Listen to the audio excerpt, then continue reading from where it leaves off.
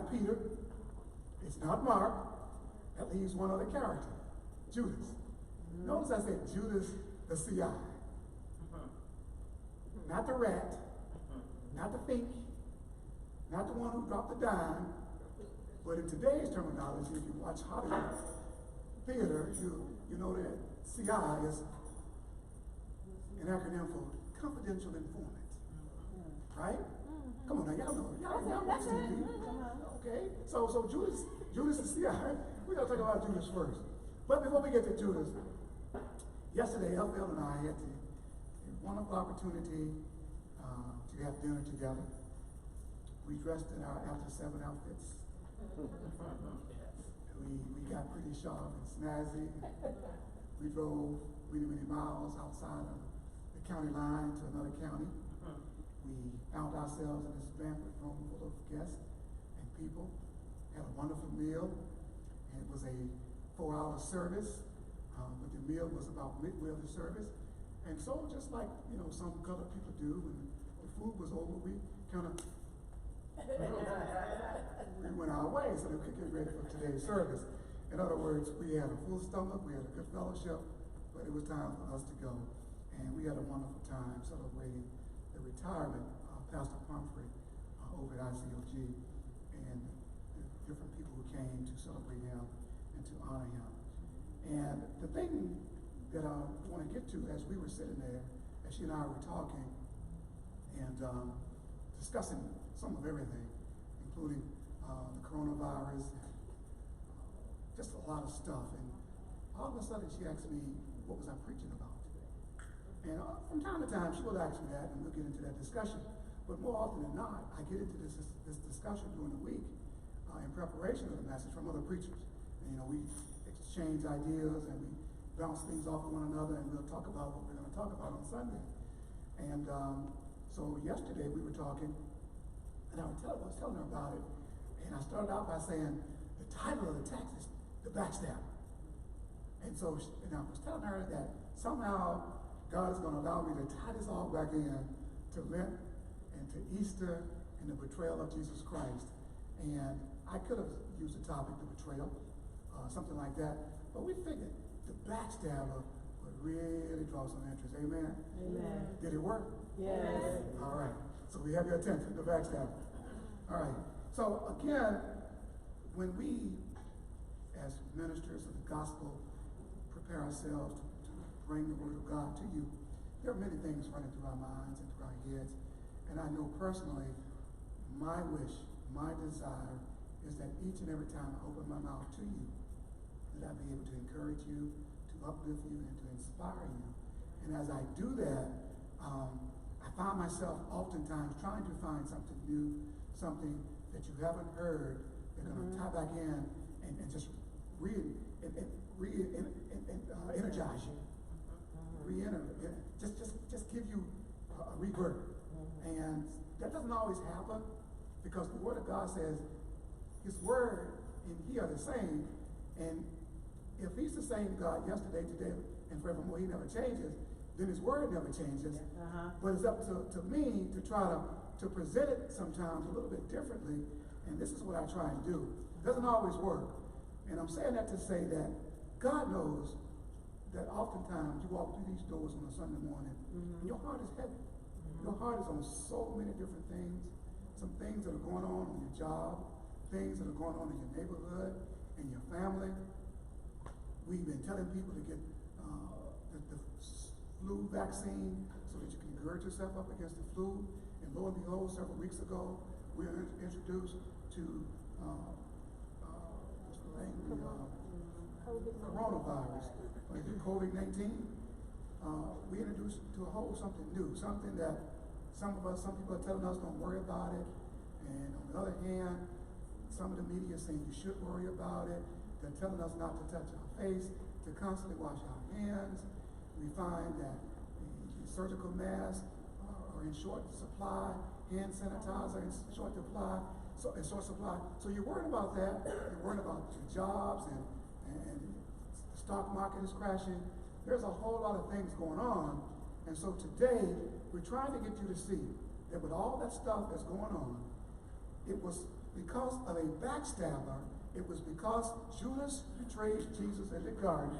It was because of the prophecy of God himself that Jesus would be betrayed and that Jesus would shed blood, and that not only would Jesus' blood cover a multitude of sins, our sins, but because Jesus is the way, the truth, and the light, and because Jesus is the same yesterday, today, and forevermore, because Jesus went around for 3.5 years doing what was good, laying hands on the sick and they were recovering, giving sight to the blind, feeding a whole abundance of people with just a little bit, because Jesus was performing miracle after miracle, and because Jesus is God and God is Jesus and they're all one, he still lives today. And so no matter what comes your way, God has you.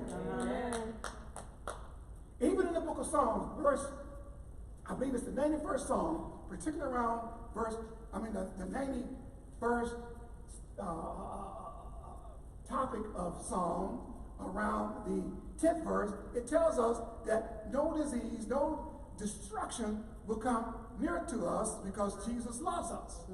And so as this new enemy is upon us, and this enemy is running rapid around the world and around this country, do not walk in fear. Be concerned, be cautious, do what the medical professionals are telling us to do, wash their hands, take charge, but do know that God has you. God has us. Not just for the disease, but as I stated earlier, whatever you're going through, God has a word for you. Your job, your task, as we say Sunday in and Sunday out, is to believe and to walk upright with God. Amen. That no matter what it looks like, God has you. And so here we find ourselves after the Lord's Supper, after the Last Supper, after the initiation of the great First Communion. Jesus is now in the garden. He is surrounded by his disciples, or at least 11 of them. It's 11 of them because one of them, Judas, had gone on and decided to get with the Roman army and the high priest to conspire against our Lord and Savior Jesus Christ. Jesus, being God's son, Jesus knew that when he selected these 12 disciples, that one of them would betray him. Not only did Jesus know that one would betray him, but he knew exactly who the spy in the camp was going to be. And you ask yourself, I know I do from time to time, why did Jesus choose Judas to disrupt, to end his ministry, to bring his life to an end? Well, we've already told you the answer. It was part of prophecy. The prophecy was that somebody would betray him. Jesus had to be betrayed. He had to be killed. His blood had to be spewed out. His blood had to be shed for your sins and for mine. Because as we know, without the shedding of blood, there could be no what? Remission of sin. And so we find ourselves in the face of Judas. Judas born, and I'm sure his parents never thought that he would be a person who would betray anybody. But he did. He walked upright with God. He was a backstabber. How does it feel when you break bread with somebody, or your best friend betrays you? Turn their back on you. Oftentimes we hear somebody say, well, I got your back. But as soon as trouble arrives, they don't have you anymore. They either go the other way, or they say they got your back, and the moment you in desperation of a financial blessing, you find yourself not being able to depend on that person. Well, I would help you out, but my income tax ain't come yet. It's not Friday yet. The eagle didn't fly yet. I haven't got my check yet. Anything to avoid giving you what you need. History tells us that in the American Revolutionary War, there was a general by the name of Benedict Arnold. Many of you have heard of Benedict Arnold. Benedict Arnold is now known as a traitor. He was unpatriotic. But did you know that at one time he was a hero, and that he was a 5-star general, and that he walked upright with George Washington, the commander-in-chief of our national army, and later became the president of these United States? But Benedict Arnold had a jealous streak. He was envious. They say that there were other people who weren't generals who were promoted to high positions because of George Washington, and Benedict Arnold felt neglected and forgotten. And so he devised a plan with the British Army to overthrow West Point. And we all know that there's Army's military academy in New York, West Point. But Benedict Arnold, and that was his name, was Benedict Arnold. That was his name, Benedict. But we use that phrase nowadays to reference someone who betrayed somebody, amen? Amen. So Benedict Arnold did this. Now, here's the thing. Benedict Arnold betrayed the United States. He was a traitor. People didn't know that he was going to be a traitor. But Jesus knew he was going to be a traitor. How many times have we used the expression, there's no hurt like church hurt? That when we are betrayed in church, it hurts like no other. And that is because we are in church. We find it a place of love, peace, joy, happiness. All of the gifts of the Holy Spirit are there. You don't expect somebody to come at you in a terrifying, terrorist, meaningless way to attack you. And so your guard is down because you don't see it coming. But Jesus saw Judas coming, but it hurt anyway. It hurt because Jesus and Judas have been together for more than 3 years. And I'm saying this to say that when we talk about a church hurt, we're no greater than Jesus was. The Word of God says we're no greater than the Master. So if the Master was betrayed, and if the Master went through trials and tribulation, if Jesus suffered, then we're going to do it too.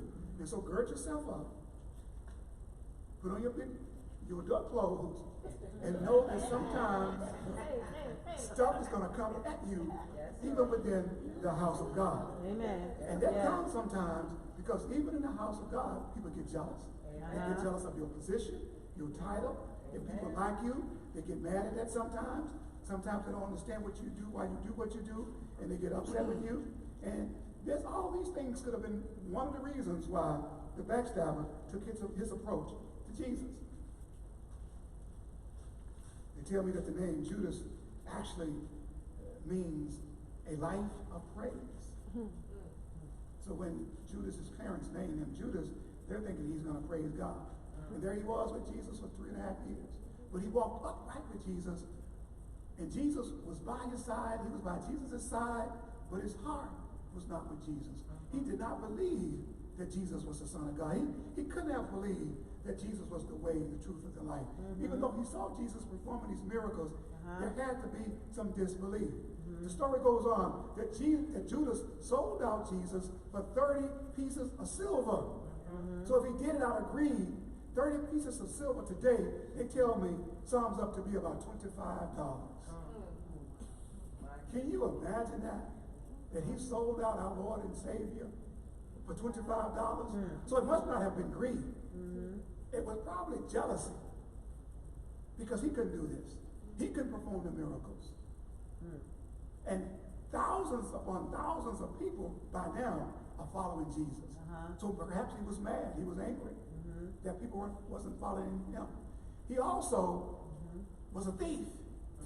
Because the word says he was the treasurer for Jesus' disciples and Jesus. And he stole the money. Jesus knew that he was going to steal the money. Jesus knew that he was going to betray him, but yet he called him to be one of his trusted disciples. Again, why did Jesus choose a backstabber when he knew what this guy was going to do? Was it because Jesus was trying to give him a chance to get it right?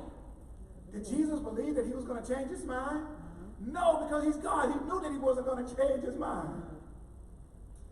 But here's the thing. It bears repeating. There had to be somebody close to him to betray him. And Judas was that person. Not Peter, James, or John. Not Matthias. Matthias wasn't even on the scene yet. But it was Judas who betrayed Jesus. Again, last week we talked about Holy Communion and how at the end of the communion they marched out into the garden of Gethsemane, and they prayed and they preached. And Phil and I were talking yesterday about how Jesus had asked his disciples to pray with him for 3 hours, and they all fell asleep. But Jesus was prayed up. Jesus knew that he was going to be betrayed on this night. And so he prepared himself.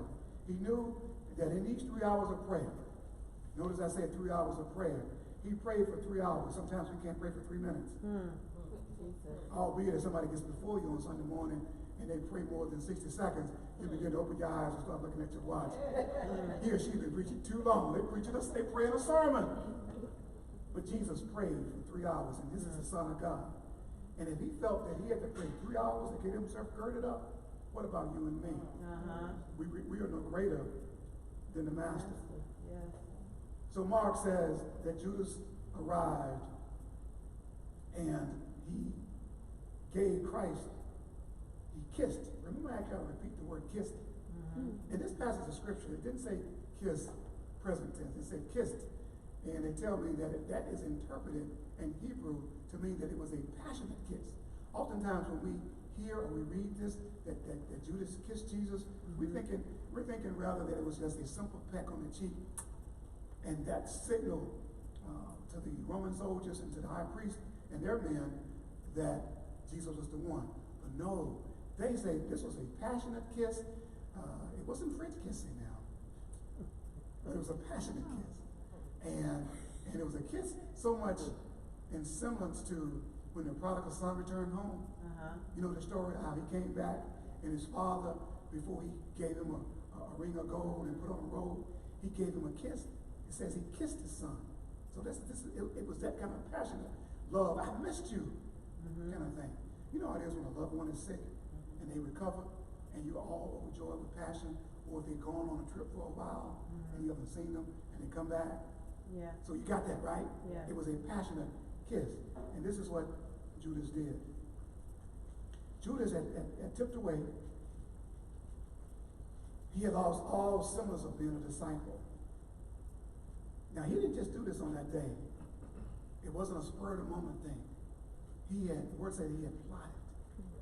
He had gotten together. Because he was at the Last Supper, remember? Because he asked that question.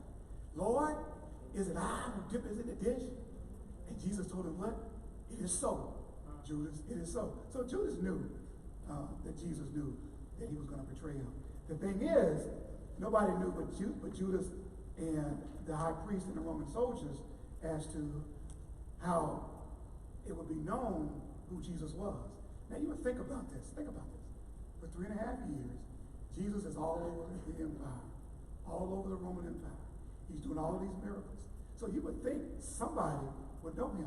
You know how it is when you watch these detective shows on TV and they put out a bolo and everybody's on the lookout. Every police car in the city knows what that criminal looks like, what that suspect, what that person of interest looks like. Well, you would think, but they didn't have all that technology, but Jesus is walking around, and sometimes he was performing miracles during the day. So you would think they would know him, but they didn't. You know how they used to say about black people, all of us look alike? So I guess it was a case of that. All of Jesus' disciples, including Jesus, they look alike. They had their head dress on, they had robes on, they were wearing sandals, and they weren't big guys because they didn't eat much. But it was dark. So maybe that's why. But the scripture says that they brought torches with them, right? So they could see. So you couldn't blame the darkness on their inability to recognize who Jesus was. So they could see him. But the backstabber had plotted to kill Jesus. Now here's the thing.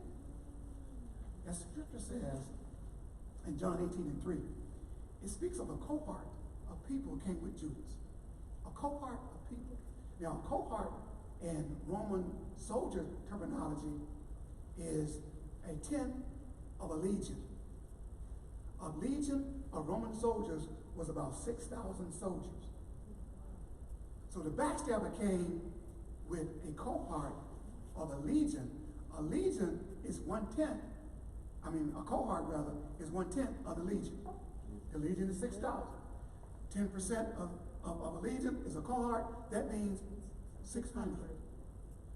Think about that just for a moment. It's dark. They have the lights. They're coming into the Garden of Gethsemane. Jesus and the other 11 disciples are standing there. The Roman soldiers are coming. It's 600 soldiers, y'all. This is SEAL Team 6 plus. 600 soldiers with swords and weapons are coming to seize our Lord and Savior Jesus Christ. Why do you think it took 600? Let me back up. 600 Roman soldiers. Now, as it be, if you go to Rome to see the Pope has a legion of soldiers or men and women that guard him. You just can't walk up to the Pope and shake hands unless his protection allows you to do that. And so the high priest, too, had some men. So you got 600 Roman soldiers. You got another a few hundred priest men coming. So you got roughly 1,000 people coming to seize one man. Why do you think it took 1,000 of them to come? It didn't take 1,000. But as I stated earlier, they knew that this man could perform miracles. And so they were protecting themselves. 600. Sister Diane, Brother Carey, you know how it is. Montgomery's finest pull you over, and within 5 minutes, you have 3 or 4 more cars. Right there. They're going to pounce on you. They're coming. Just in case you want to get indignant. Just in case you want to get out of line. They got some backup. Call it backup. Call it backup. And they're going to be there. And this is what they did. And so I'm kind of like, I'm going to bounce around for a second. Go down to point 2 where it says, Peter, the hype man. We know that Peter was the hype man. Peter was always sounding a loud horn about Jesus. You remember the story of when Jesus was walking on water? You got all these disciples in the boat. Only one, the hype man Peter, says, Lord, is that you? Jesus said, yeah, Peter. He said, okay, Peter, come on out and walk with me. And Peter began to walk on water. He was a hype man. And so here we have Peter being the hype man. You got 600 soldiers plus high priest men coming to seize Jesus. And as they get there, what does Peter do? Peter takes his sword and he cuts off one of the high priest's servant's ear. Why did he cut this off? Why did you think he cut off his ear? Was Peter that bad? Think about it. You got all these soldiers, and he's going to draw his sword and cut the man's ear off. Some theologians say Peter was a great fisherman, but he was not a good swordsman. Because Peter was trying to cut his throat, and he missed his throat and cut the man's ear off. But regardless of what Peter was trying to do, the bottom line is that the hype man had cut this person's ear off. And in the midst of all the blood and all the ear being on the ground, what does Jesus do? Jesus says, peace be still. Peter, I didn't call you to do this. Did I train you this way? So Jesus picks up the ear and put it back on the servant's head. Even at the brink of death, Jesus is still doing what? Performing miracles. Jesus is still being the great physician that he was and that he is. He's still healing. And so sometimes in our relationships, we may have a hype person in that relationship. Sometimes, unlike this story, but sometimes the hype person may become your backstabber. So just because somebody's always tooting your horn and that you call them your ride or die, it may be more die than ride. Come on now. So watch yourself. That's why the word of God says, thou shalt have no other God before me, because I am a jealous God. God is saying not to put anybody before him. God is your cover. God is your protection. God is all you need. For in a time of trouble, he shall hide you. Not your best friend, but God. Come on now. God is so great that sometimes when you realize who God is and he has you covered, you will believe that somebody else has you. Somebody else may turn their back on you, but God will never turn their back on you. And you're convinced in your faith, you're convinced in your walk that God is all. And sometimes you're going to find yourself trying to convince somebody else that God is all. But that person is not going to believe you. In other words, their faith is not where your faith is. Their spirituality is not as strong as yours. And so your job is to try to gird them up as much as you can, because you're full of the Holy Ghost, you're full of the Spirit, your spirit person is strong, and so now you must bear the infirmities of the weak, which is what the Word of God says. You got to reach back and give them something to gird them up. Even when they don't want it, even when they reject you, you still go to them because you love them and God loves them. You're trying to get them to see that it's going to be all right. Amen. That's a tough task. Yes. To try to convince somebody that the lights are going to be turned back on when they don't have any money. And you go to them and you say, hey, it's going to be all right. But when you go there, you got to believe within your own heart that it's going to be all right. Because if you're going there fake and phony, they're not going to believe you because they know that you're fake and phony. That's right. The hype person sometimes is not going to be full of hype. You're going to be the hype person. And when you are the hype person, as long as you're hyping up Jesus, you're going to be all right. Because his word says it like this: if I be lifted up from the earth, if Jesus is lifted up from the earth, then he will do what? Draw all men unto him. And if he's drawn all men unto him, then he has you covered. He's all you need. He's more than what you need. 600 people coming to get him. Verse 44, if you can't dig it back down, you put the scripture back on the screen. Verse 44 says, whomever I kiss, you seize him. Verse 46 goes down and says, they laid their hands on him, and they what? They took him. They seized him. It took all of that to... Jesus was a little scrawny dude, man. He wasn't like the giant that David slew. He wasn't that big buff dude. He was just a common little man. But it took all of these people to take him out. Verse 48. Now see, this is the part that touched my heart. Jesus says to Peter, am I leading the rebellion, said Jesus, that you have come out with swords and clubs to capture me. That part, that B part, that you come out with clubs. Jesus had walked around in the synagogues. Remember at 12, Jesus preached his first sermon in the synagogue. They knew Jesus. And here we are in the Garden of Gethsemane. And you come out here to do this to me? My friend, it reminds me a little bit of when Caesar was killed, and his friend Brutus was part of the people that overthrew him. And he said, hey, tu Brute, you too, Brutus, my friend, you do this to me? Yeah, Judas did that to Jesus.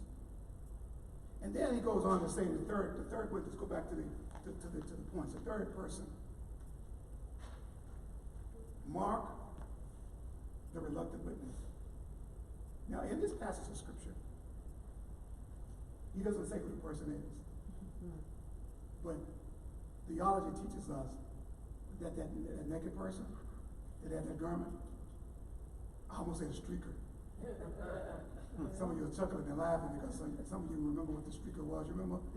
The streaker? 39 years ago that the first lady talked about, they were doing that era. And so the streaker was Mark himself. So he was a reluctant witness. Because sometimes people will know the truth. But because they get sucked into a situation, they go along with the flow. Just because it's the flavor of the month, just because it's popular right now. They know it's wrong. But they're going to go along with the backstabber because everybody else is on board. When you walk with God, you got to get into your spirit. And sometimes you're going to walk alone. Sometimes you're going to be the only person in the crowd that's going to believe that God can. Your kids won't believe it. Your spouse won't believe it. Your significant other is not going to believe it. Your co-worker is not going to believe it. But you got to stand out on God's word. That's right. Even if you got to stand alone and believe. You cannot afford to be a reluctant witness. You got to stand on God's word and know that God has you. That God has your back. And that whatever comes your way, God has you. The reluctant witness is one who will deny the truth. In this instance, the reluctant witness ran away, and the garment that he wore was no more. Now, when you talk about Christ on the cross, and oftentimes we see Christ depicted with a robe around his loins or a garment around his loins. Amen? But the truth is, Jesus died a shameful death. He died a horrible death. And not only did he die a shameful death, but part of that shameful death meant that he had to be crucified. Not only was the shamefulness of crucifixion shameful, But when they were crucified, they also had to be crucified without clothes. So when you see a picture of Jesus Christ with that purple garment, that's not a true depiction. Jesus had nothing on, but a crown of thorns on his head. And so there wasn't marks or somebody else's garment that he was wearing, not when he was dying on the cross. In other words, Jesus took on the sins of you and me. He took on the shamefulness of us. You know how it is when you commit a sin, or how it used to be when you first committed a sin, you felt ashamed. But sometimes you get good at a thing and you don't feel shame anymore. You don't feel guilty anymore. You don't feel that you've done anything bad because you can find a reason to justify to do what you did. You know, it's like a quid quo pro, whereby you did this because somebody did this to you. Well, he hit me first, or she talked about me. No, you can't do that. You spiritually turn the other cheek. You let God fight your battle, because vengeance is his. No matter how bad you want to hit them, no matter how bad you want to go back to social media and do the same thing that they've done to you, when they go low, you do what? You stay high. You got to go high. You got to stay up there. And watch God bless you when you do that. Oftentimes we're tried, and we'll go low. Stay up there. Don't get down on the level. Child, I'm going to put down my religion. You can't put that religion down. Excuse me, God, I got to cuss this. No, you ain't got to do all of that. Don't become the reluctant witness. Don't become somebody that's ashamed of who you are in Christ. Remember, you have the fleshly realm, the worldly realm, and you have the spiritual realm. When you walk upright with God, you are always in the spiritual realm. Just as much as you are always physically being able to feel and to touch, you also should always be in the spiritual, not in the natural. Because when you are in the natural, or you let the spiritual person take over, you're going to become the reluctant witness. You're going to become the hype person. You may become a Judas. You may become a backstabber. How many times have you been in conversation, and you're not the leader of the conversation, but you're listening in? And sometimes, before you know it, you say, yeah, you're right. Child, ain't that the truth? No, that's a lie. You know it's a lie. Don't go along with something that's wrong. Just because everybody else is going along with it. You can't do that. I told y'all, First Lady told you this morning, that 39 years ago, I crossed Alpha, and there I was, coming across campus, me and my 19 line brothers, my sands. There we were with our paddles, and we were all overjoyed, because we had been online for 6 months. Underground, above ground, in the ground, for 6 months. We didn't know when we were going to go over. They just told us to meet on a Sunday. We met on a Sunday, and to wear a suit, we wore a suit. Next thing you know, then we were pleasant. But long before that, one of the things that when we were underground, the big brothers would say something like, Alpha Phi Alpha, and we would say, the light of the world. But I heard somebody just say what I'm about to say. The brothers, there are over 250,000 of us, and I love them. But something about that expression just didn't sit well with me. Because my parents had trained me up in the way that I should go. And so at 21, when I'm about to cross these burning sands, and the whole group is saying, light of the world, I'm going, no, something's wrong with that expression. The Word of God says Jesus Christ is the light of the world. Now, Alpha Phi Alpha is a great light.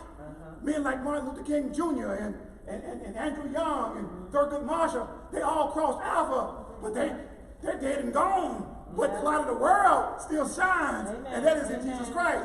Not to knock my great fraternity, but I ain't got it twisted, y'all. I know where my help comes from. Because at the end of the day, when my car needs repairing this week, Alpha Phi Alpha ain't gonna give me a dime. Y'all get my drift. Anyway, let me go on. I'm not trying to be the hype man this morning. Well, what I'm trying to tell you, Emmanuel, City of Hope, that my help, your help comes from the Lord. That when your friends have turned their back on you, when the doctors have done all they can do, when your best friend, your loved one has gone the last mile of the way with you, and they can't go no more, God is right there with you. He's in the minutia of the ugly stuff, the stuff that don't smell good. It's easy to walk with somebody when everything is going well. But can you walk upright with somebody when times are hard? There's only a few people who will be able to do that with you. Only a few. But Jesus is always there. You ever heard somebody pray that as long as I got King Jesus, I'm all right. I don't need nobody else. Me and God are greater than the whole world against me. It's true, because all you need is Jesus. That's right. That's right. The world thought it needed 600 stars. Don't you know that they didn't know Jesus? They saw him performing miracles. You got 600 Roman soldiers, sharpshooters coming to see Jesus. All Jesus had to do was give a thought. All Jesus had to do was breathe. And all of them would have been dead. But they didn't know Jesus. They didn't know the power of the Son of God. That's right. That's why in your darkest hour, you don't give up. That's right. Jesus didn't give up. God says he knows the plans for your life. Those plans are for you to prosper. Even Jesus himself said, I wish that you would be in good health and prosper, even as your soul prospers. You've been struggling, you've been straining, you've been trying to go through some stuff. You know why you're not prospering? Because your soul isn't prospering. It's about you right now. This message is for you. Not your loved one. It's for you. You got to get it. And once you get it, then you give it away. FL had an episode this past week where she was so hypoglycemic that she got sick on the job. All because she was trying to do her job, because she loves her job. I'm sure the paycheck helps a little bit. But at the same time, she likes doing what she's doing, so she sacrificed herself, her own nutrition, to help somebody else's child out. Not because the job demands it, but because that's who she is.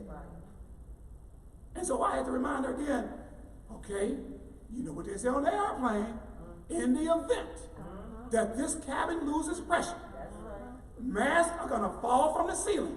And when those masks fall, you do what? Put the mask on yourself first. Then you can put it on somebody else. God's word is for you first. I already told you. Because if you don't believe God's word, if you don't have faith in God's word, you can't preach and teach and tell it to anybody else. Because they're not going to believe it. You yourself have to be convinced of everything in these 66 books in this Bible.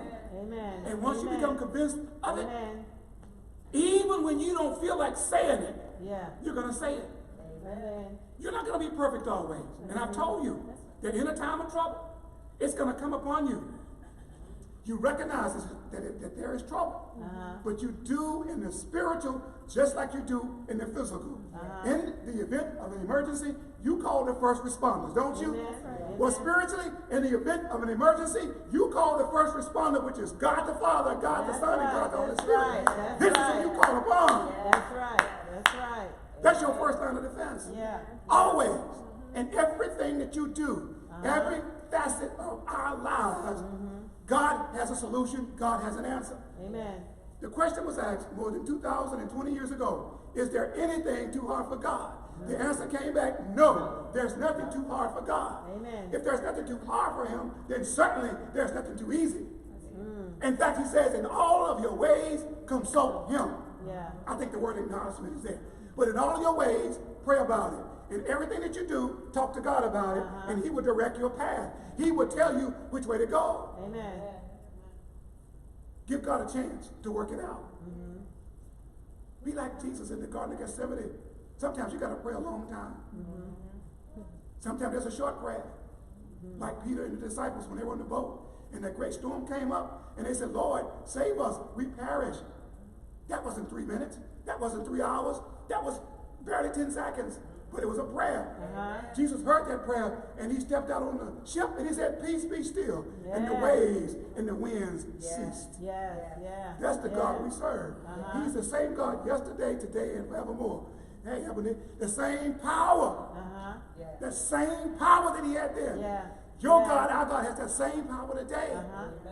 Don't walk around defeated. Yes, coronavirus is real. The flu is real. A couple of years ago, it was what, Ebola. We've had, you remember SARS? My late mother, she had it mixed up. She thought it was scars. I got scars.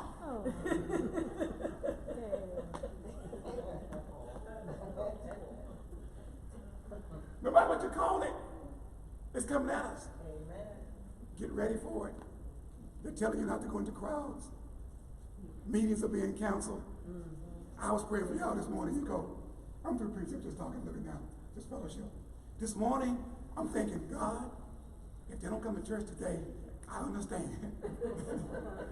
FL got her this morning, she said, give everybody a hug.